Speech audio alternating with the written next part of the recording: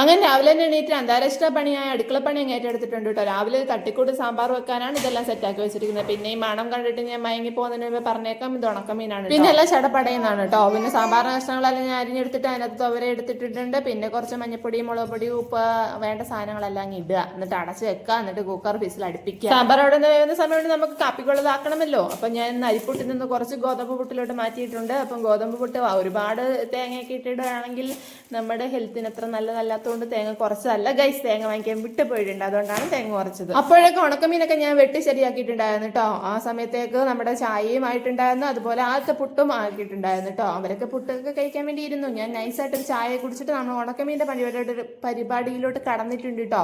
കുറച്ച് തേങ്ങ എടുക്കുക, ആവശ്യത്തിന് മുളക് പൊടി, മല്ലിപ്പൊടി, മഞ്ഞപ്പൊടി, ഇതൊക്കെയാണെങ്കിൽ ഒരു പേസ്റ്റ് അല്ലാത്ത രൂപത്തിൽ ഒന്ന് അരച്ചെടുക്കണം കേട്ടോ. പിന്നെ എണ്ണിപ്പറക്കി 5 മീനേ ഉണ്ടായിരുന്നുള്ളൂ. അതൊക്കെ ചെറുതായിട്ട് ഞാൻ ഒന്ന് അരിഞ്ഞെടുത്ത് അതിനകത്തോട്ട് ഉള്ളി, തക്കാളി, പച്ചമുളക്, വെളുത്തുള്ളി തുടങ്ങിയ എല്ലാ സാധനങ്ങളും ഞാൻ ഇട്ട് കൊടുക്കുന്നുണ്ട് കേട്ടോ. പിന്നെ അരച്ചിരുന്ന അരപ്പിലാടെ ചേർത്ത് ഞാൻ അത് ആവശ്യത്തിനുള്ള വെള്ളം കൂടെ ചേർത്തിട്ട് നേരെ അടുപ്പിലോട്ട് വെച്ച് കൊടുക്കുന്നുണ്ട് കേട്ടോ. ഇനി വലിയ പണിയൊന്നുമില്ല. ആവശ്യത്തിനുള്ള പുളിയും കൂടെ ചേർക്കുക, കുറച്ച് ഉപ്പൂടെ ചേർക്കുക. ഉണക്കമീനായതുകൊണ്ട് ഉപ്പൊക്കെ സൂക്ഷിച്ചിട്ടാൽ മതി കേട്ടോ.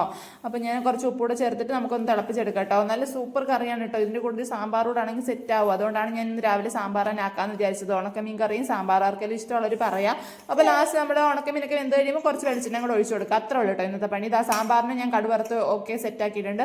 പിന്നെ ചോറൊക്കെ റെഡിയാക്കി ഏട്ടനെ പറഞ്ഞു വിട്ടിട്ടോ. അതിനിടയ്ക്ക് ഞങ്ങൾ ഇന്നലെ മഴ പെയ്തിട്ടുണ്ടായിരുന്നു തലേദിവസം. അപ്പം ചെറുതായിട്ടൊന്ന് കടലാസ് പൂവിന്റെ ചോട്ടിൽ പോയി നിന്നിട്ട് പ്രഹസനൊക്കെ കാണിച്ച് നേരെ അകത്തേറി ഞാനും പുട്ടും പഴമൊക്കെ വീഴും. ആദ്യമായിട്ടാണ് ഞാൻ ഗോതമ്പ് പുട്ട് പരീക്ഷിക്കുന്നത്. നല്ല ടേസ്റ്റ് ഉണ്ടായിരുന്നു കേട്ടോ. ആർക്കെങ്കിലും ഇങ്ങനെ പുട്ട് സോഫ്റ്റ് ആയിട്ട് കിട്ടണമെങ്കിൽ പറഞ്ഞാൽ മതി, നമുക്ക് അതിന്റെ ഒരു ചെയ്ത് കാണിക്കാം. ഓക്കെ, അത്രേ ഉള്ളൂ. Tata bye bye, see U.